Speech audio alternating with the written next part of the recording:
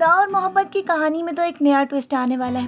کیونکہ ایک طرف تو رومانہ بار بار فرحاد کے پاس جا کر یہ ریکویسٹ کر رہی ہے کہ وہ اس کے لیے دعا کرے تاکہ اس کی زندگی میں وہ خوشیاں آ جائیں جن کی وہ متلاشی ہے۔ اسی لیے تو فرحاد، جو کہ نہ چاہتے ہوئے بھی اس کے لیے دعا کرنے پر مجبور ہو گیا ہے، آگے جا کر اس کی دعائیں رنگ لائیں گی تو پھر تو فرحاد مزار پر بہت زیادہ مشہور ہو جائے گا کہ اس کی دعائیں قبول ہو جاتی ہیں، اور پھر آہستہ آہستہ آپ دیکھتے چلے جائیں گے کہ یہ ایک نئی فیز میں جانے والا ہے، کیونکہ وہاں پر پیر صاحب لوگوں کو بیٹھ کے واعظ فرماتے ہیں اور ان کی باتیں فرحاد کے دل پر بھی آہستہ آہستہ چوٹ لگا رہی ہیں، کیونکہ اب تک وہ عورت کی محبت میں بہت دور نکل چکا تھا، لیکن خدا کی محبت کی وہ دستک جو اسے بار بار اپنے دل میں ہوتی ہوئی محسوس ہوگی، وہ اس کی کایا ہی پلٹنے والی ہے، اور وہ جو کہ دنیا کی محبت کے پیچھے بھاگ کر یہاں تک آ چکا تھا، اب وہ خدا کی محبت پر جب جائے گا تو اس کا سفر بہت ہی زیادہ اس کے لیے مسرور کن اور بہت زیادہ تسکین آمیز ہوگا۔ جبکہ دوسری طرف ماہی بھی ایک نئے سفر پر نکل چکی ہے۔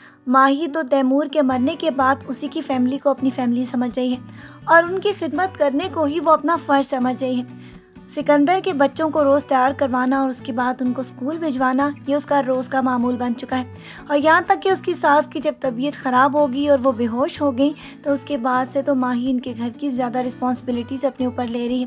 اور آہستہ آہستہ آپ دیکھتے چلے جائیں گے کہ ماہی اپنی ساس کے دل میں بہت بڑی جگہ بنانے والی ہے، کیونکہ اس کی ساس آہستہ آہستہ یہ دیکھتی چلی جائے گی کہ یہ گھر کا سارا نظام سنبھال رہی ہے، اور وہ تو ہمیشہ سے ایسی ہی بہو چاہتی تھی، اور ان کی بیماری میں جتنی زیادہ دعائیں ماہی نے کی ہیں اس سے تو ان کے دل میں اس کی محبت اور اس کے لیے جگہ بنتی چلی جائے گی، اور پھر وہ ماہی کو اپنی بیٹی تسلیم کرنے والی ہے، اور یہاں تک کہ وہ ایک دفعہ مزار پر دعا مانگنے اور نیاز بانٹنے بھی جانے والے ہیں، اور عنقریب آپ دیکھیں گے کہ ماہی کی ملاقات بھی فرحاد سے ہونے والی ہے، اور اس کو اس کے ساتھ کی ہوئی ساری کی ساری زیادتیاں ایک ایک کر کے یاد آئیں گی، اور پھر اس کو یہ بھی معلوم ہو جائے گا کہ اس کی زندگی کو تباہ و برباد کرنے والی فرحاد کی ہی بد دعائیں، اور پھر اس کے بعد ماہی بھی ایک نئے سفر پہ نکل جائے گی جس کی منزل ہوگا فرحاد سے معافی مانگنا، کیونکہ فرحاد کا دل اس نے جس بری طرح سے دکھایا تھا اس کا وہ نتیجہ دیکھ چکی ہے۔ اس کا ہسبینڈ اس سے شادی والے دن ہی جدا ہو گیا، اور اب تک وہ اس کی جدائی میں بہت ساری باتیں بھی سن رہی ہے۔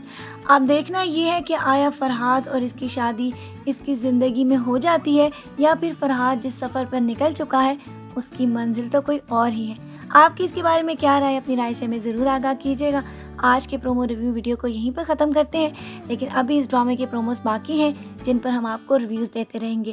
اللہ حافظ۔